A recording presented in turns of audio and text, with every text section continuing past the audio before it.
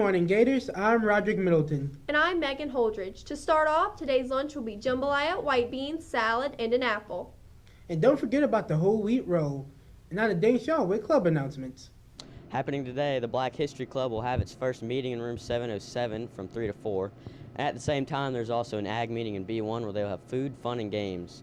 And then happening next week, the History Club will meet on Tuesday in room 412 right after school.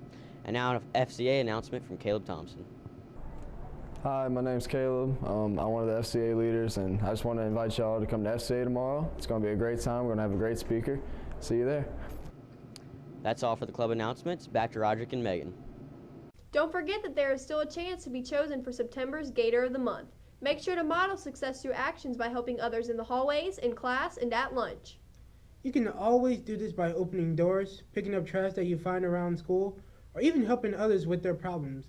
We have spoken to teachers around the campus about what they look for in choosing the Gator of the Month.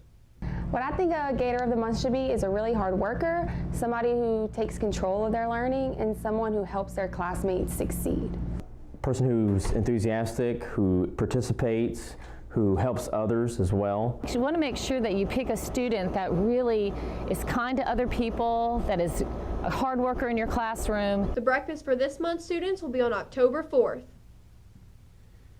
Students who want more information on hosting an exchange student for 2 weeks this April, please come to room 704 and see Mr. Wells. Spots are limited. Also, if you're interested in going on the Paris and Barcelona trip, there's still room for you. See Mr. Chabarrier or Mr. Wells for more info. Now, let's give a big congratulations to senior Blair Peterson for being named a National Merit semifinalist. She had one of the best PSAT scores out of 1.6 million people. She's currently preparing to take the SAT.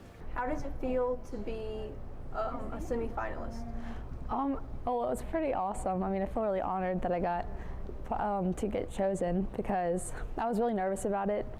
Only 1% of the nation makes that.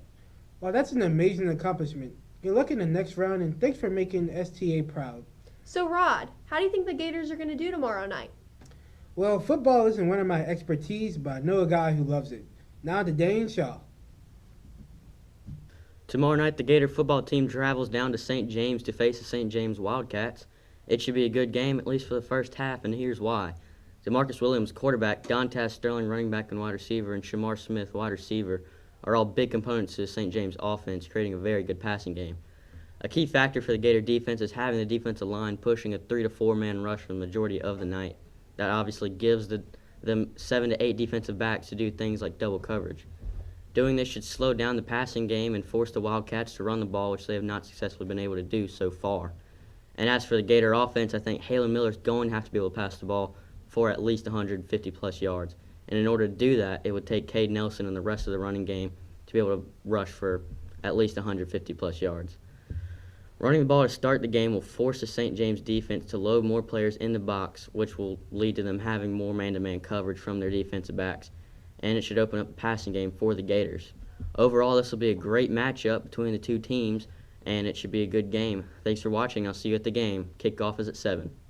This evening, the Gator volleyball team will be hosting Dutchtown Griffins at Lamar Dixon. Freshman and junior varsity will start at 4:30, and varsity will start at 5:30. Come support the Gators as these two district rivals face off for the first time this season. That is all the news we have for today. Tune in tomorrow for your Game Day Gator Nation news.